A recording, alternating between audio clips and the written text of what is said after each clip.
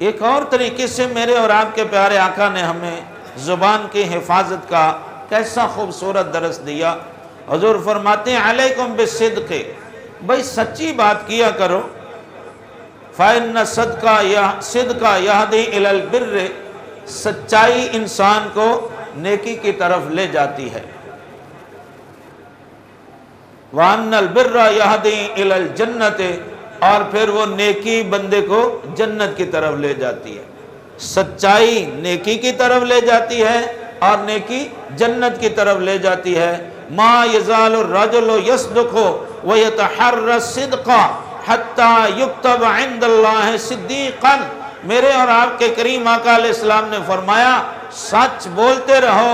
کوئی بھی بندہ مومن مرد و عورت سچ بولتا رہتا ہے، سچ کی طرف چلتا رہتا ہے، سچ بولنے کی کوشش کرتا رہتا ہے، یہاں تک کہ اللہ تعالیٰ کی بارگاہ میں اس کا نام صدیقین کی فہرست میں لکھ دیا جاتا ہے،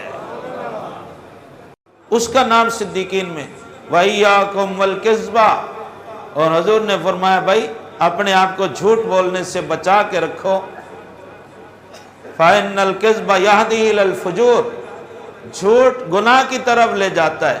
وَأَنَّ الْفُجُورَ يَهْدِي إِلَى النَّارِ، اور جو گناہ ہے وہ جہنم کی طرف لے جاتا ہے۔ مَا يَزَالُ الرَّجُلُ يَكْذِبُ وَيَتَحَرَّى الْكِذْبَ حَتَّى يُكْتَبَ عِنْدَ اللَّهِ كَذَّابًا، فرمایا ایک بندہ جھوٹ بولتا ہی رہتا ہے، بولتا ہی رہتا ہے، بولتا ہی رہتا ہے، یہاں تک کہ اللہ کی بارگاہ میں وہ جھوٹا لکھ دیا جاتا ہے۔ استغفر اللہ العظیم۔ تو اس لیے دوستان گرامی، رسول کریم سید کائنات فخر موجودات صلی اللہ تعالی علیہ وآلہ وصحبہ وبارک وسلم نے ہمیں کتنے خوبصورت انداز سے یہ بات سمجھائی۔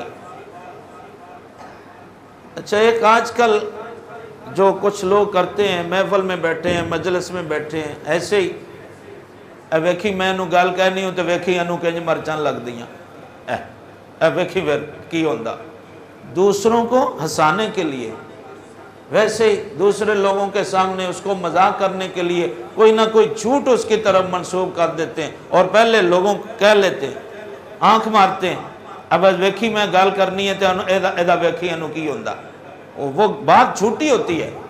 تو اللہ تعالیٰ کے محبوب نے اس سے منع کیا، کیا فرمایا؟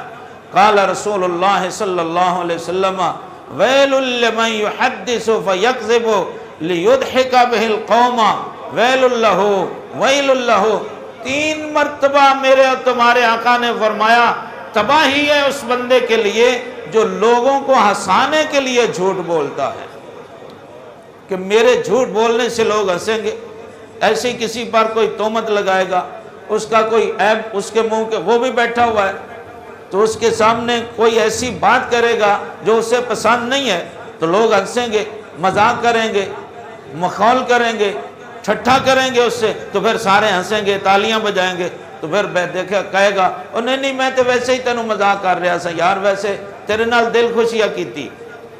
استغفر اللہ العظیم، کیا ایک مومن کے ساتھ ہی تم نے مذاق کرنا تھا اور جھوٹ بول کر مذاق کرنا تھا؟ اس لیے سچ ہمیشہ نجات دیتا ہے۔